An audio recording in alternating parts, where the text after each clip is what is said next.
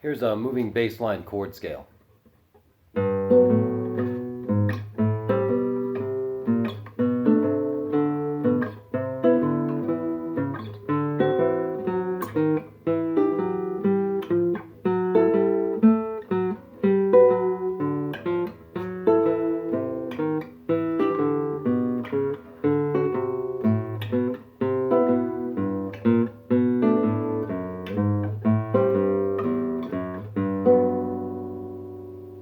So we're doing it in G major, and ascending shapes are different from the descending shapes.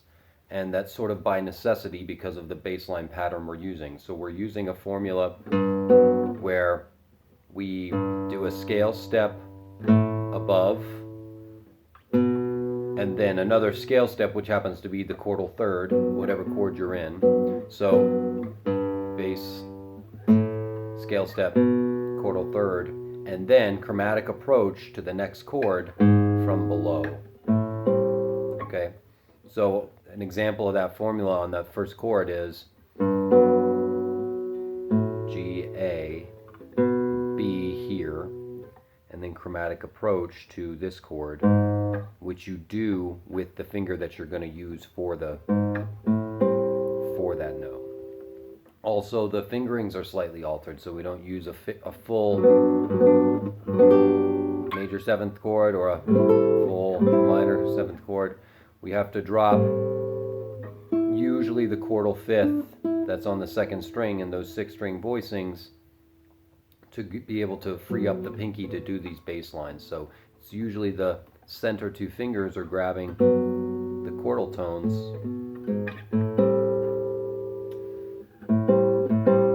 while the outer fingers are doing these bass line things.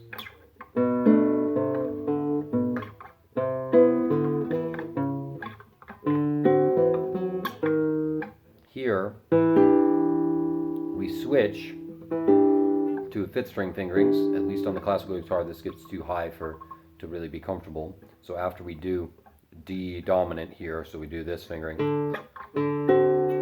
And again, dropping the chordal fifth there. So we just have root, 7th, and 3rd. Scale step above with pinky, and then the chordal third with the first finger. And then the chromatic approach, you do have to jump for this one because we're shifting to the 5th string patterns. So the first finger hops down to D sharp, to chromatic approach to E minor 7. Here again, we're not going to play. Okay, we're dropping the chordal fifth here, doing a bar, which frees up the 3rd and 4th fingers to do the bass line. And then chromatic approach, final one. This one is a little strange because we're dropping the chordal fifth in a half diminished 7th chord, so it's like we don't get the full sound when we do that one, but it's okay. Okay, then we end up here, and we do all the descending shapes off of the 5th string,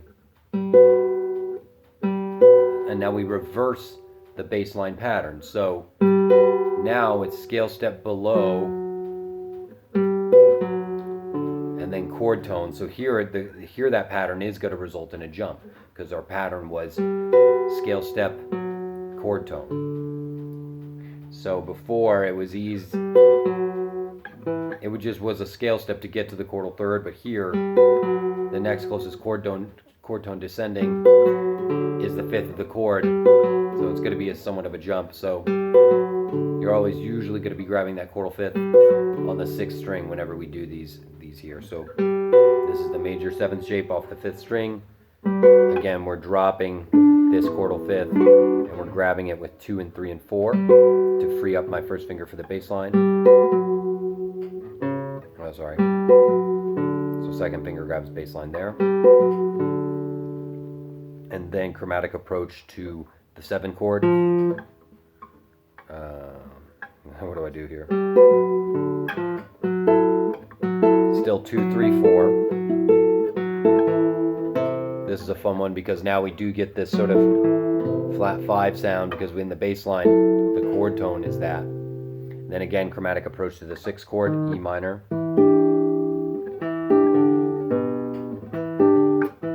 Scale step down, chordal 5th, chordal approach to the 5th chord. This one is quite a stretch.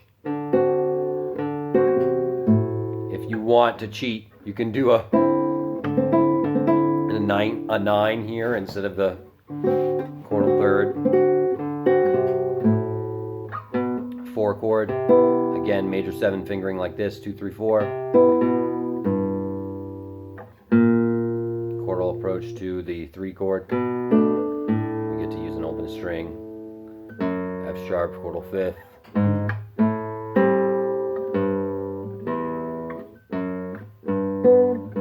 And you finish.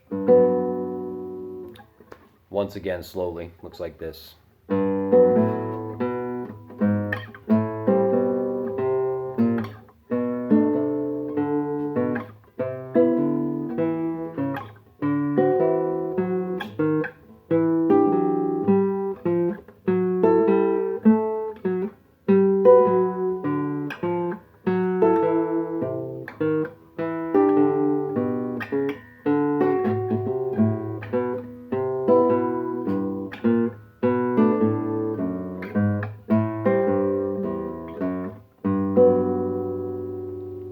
The whole point of this exercise, part of the point, is to practice letting these inner voices ring while the bass line is happening, to really get the illusion of 2 instruments playing at once, or 2 voices playing at once at least. And so it's important to be able to keep the finger pressure in these fingers sufficiently to get that ringing the whole time.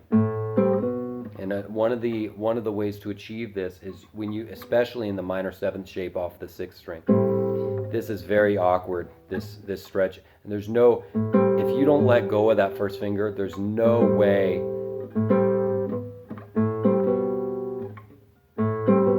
it's very hard to keep that chord down if you try to hold on with this first finger. So let go when you need to. That's part of the key to doing these.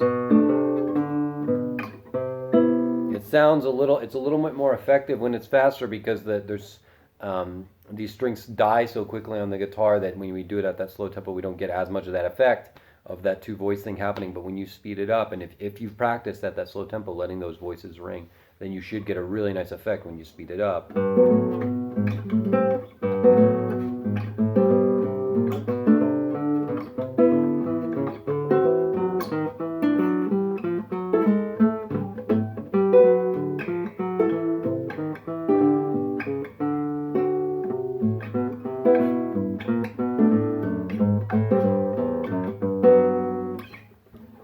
One more time.